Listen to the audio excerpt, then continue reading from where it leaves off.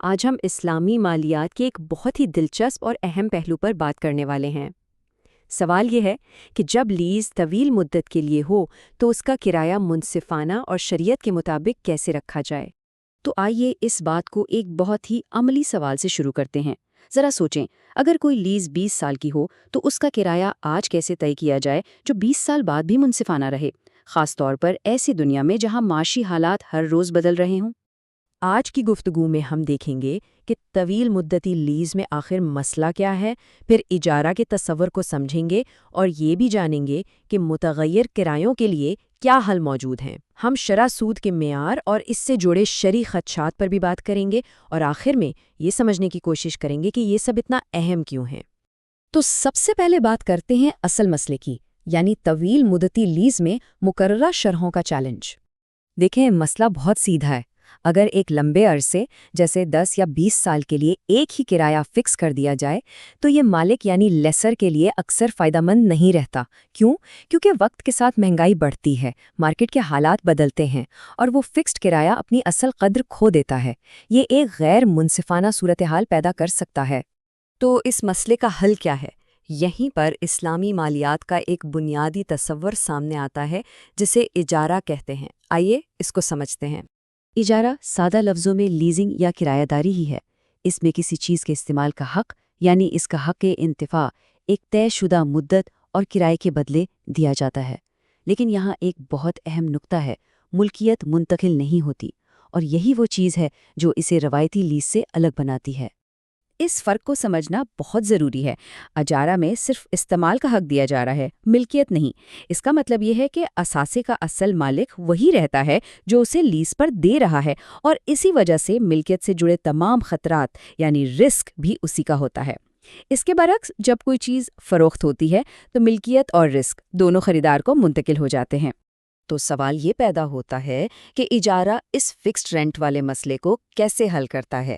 اس کے لیے شریعت نے کچھ طریقے بتائے ہیں جن سے کرائے کو متغیر یعنی ویریبل رکھا جا سکتا ہے۔ آئیے ان پر ایک نظر ڈالتے ہیں۔ اس کے دو بڑے طریقے ہیں۔ پہلا تو یہ کہ معاہدے کے شروع میں ہی طے کر لیا جائے کہ کرایہ ایک خاص مدت کے بعد جیسے ہر سال ایک مخصوص شرح سے جیسے 5% بڑھ جائے گا۔ یہ بالکل واضح اور پہلے سے طے شدہ ہوتا ہے۔ دوسرا طریقہ تھوڑا زیادہ ڈائنامک ہے۔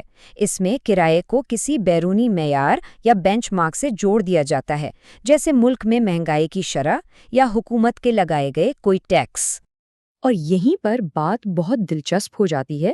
جب ہم بینچ مارک کی بات کرتے ہیں تو کچھ اسلامی بینک ایک ایسا معیار استعمال کرتے ہیں جو پہلی نظر میں کافی حیران کن لگ سکتا ہے۔ جی ہاں، کچھ اسلامی مالیاتی معاہدوں میں کرائے کی رقم کا تعین کرنے کے لیے ایک روایتی شرح سود جیسے لائبور کو بینچ مارک کے طور پر استعمال کیا جاتا ہے۔ اب ظاہر ہے جیسے ہی سود کی شرح کا ذکر آتا ہے تو شریعت کے حوالے سے فوراً دو بڑے سوالات ذہن میں آتے ہیں، ایک ربا کا اور دوسرا جہالت کا۔ تو آئیے دیکھتے ہیں کہ ان خدشات کو کیسے دور کیا جاتا ہے۔ سب سے پہلا اور سب سے بڑا اعتراض یہی ہوتا ہے کہ کیا یہ سود کو ہی کسی اور نام سے لینے کے مترادف نہیں ہے؟ کیا یہ ربا کی ہی ایک چھپی ہوئی شکل نہیں ہے؟ اس کا جواب ایک بہت ہی بنیادی فرق میں چھپا ہوا ہے، اور یہ اقتباس اس فرق کو بہترین طریقے سے واضح کرتا ہے کہ بنیادی فرق یہ ہے کہ لیز کی صورت میں مالک لیز پر دیے گئے اثاثے کے اصل سرمائے کا پورا خطرہ مول لیتا ہے۔ یہاں فرق بالکل صاف ہے۔ اسلامی اجارہ میں جو مالک ہے وہ اثاثے کا رسک بھی برداشت کرتا ہے، مطلب اگر اثاثہ تباہ ہو جائے تو نقصان مالک کا ہے۔ لیکن روایتی قرض میں کیا ہوتا ہے؟ قرض دینے والے کو اس بات سے کوئی فرق نہیں پڑتا کہ قرض سے خریدی گئی چیز کا کیا ہوا، اسے اپنی رقم واپس چاہیے۔ یہی رسک کا عنصر ہے جو اجارہ کو قرض سے الگ کرتا ہے اور اسے جائز بناتا ہے، بھلے ہی اس کا بینچ مارک انٹرسٹ ریٹ ہی کیوں نہ ہو۔ اچھا، ربا والا معاملہ تو حل ہو گیا، لیکن ایک اور اہم سوال باقی ہے، وہ ہے غیر یقینی صورتحال کا۔ اگر بینچ مارک بدلتا رہے گا تو اس کا مطلب ہے کہ کرایہ بھی معلوم نہیں ہوگا کہ مستقبل میں کتنا ہوگا، اور اسلامی فقہ میں اس غیر یقینی کو جہالت یا غرر کہتے ہیں، جس سے منع کیا گیا ہے۔ دیکھیں، شریعت کا اصول یہ ہے کہ کسی بھی معاہدے میں قیمت یا اجرت واضح طور پر معلوم ہونی چاہیے تاکہ بعد میں کوئی جھگڑا نہ ہو۔ تو جب کرایہ ایک متغیر بینچ مارک سے جڑا ہو تو یہ ابہام پیدا کرتا ہے جو کہ جہالت کے زمرے میں آ سکتا ہے۔ تو اس غیر یقینی صورتحال کا کیا حل ہے؟ یہاں اسلامی فقہ نے ایک بہت ہی کارآمد اور ذہین حل پیش کیا ہے، اور وہ ہے بالائی اور زیریں حدود کا، یعنی سیلنگز اینڈ فلورز۔ اس کا طریقہ کار بہت سادہ ہے۔ معاہدے میں یہ تو لکھا جاتا ہے کہ کرایہ بینچ مارک کے ساتھ بدلے گا، لیکن ساتھ ہی دو چیزیں اور طے کر دی جاتی ہیں، ایک سیلنگ یعنی ایک بالائی حد کہ کرایہ اس سے زیادہ نہیں ہو سکتا، اور ایک فلور یعنی ایک زرِ حد کہ کرایہ اس سے کم نہیں ہو سکتا۔ اس طرح کرائے کا اتار چڑھاؤ ایک متفقہ دائرے کے اندر محدود ہو جاتا ہے، اور جب آپ نے حدود متعین کر دیں تو وہ ممنوعہ سطح کی غیر یقینی یعنی جہالت ختم ہو جاتی ہے۔ تو یہ سب جاننے کے بعد اب ذرا ایک قدم پیچھے ہٹتے ہیں اور دیکھتے ہیں کہ اس پوری بحث کی اہمیت کیا ہے، یعنی بگ پکچر ویو۔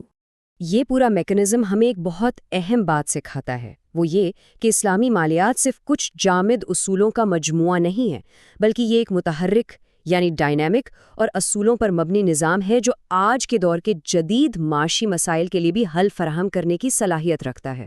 اور آخر میں یہ ایک گہرا سوال چھوڑ جاتا ہے کہ کس طرح قدیم اصولوں کو استعمال کرتے ہوئے آج کی اس پیچیدہ مالیاتی دنیا کے لیے نئے اور جدید حل تیار کیے جا سکتے ہیں۔ یہ اس بات کا ثبوت ہے کہ شفافیت اور رسک شیئرنگ پر مبنی نظام آج بھی اتنا ہی متعلقہ اور کارآمد ہے۔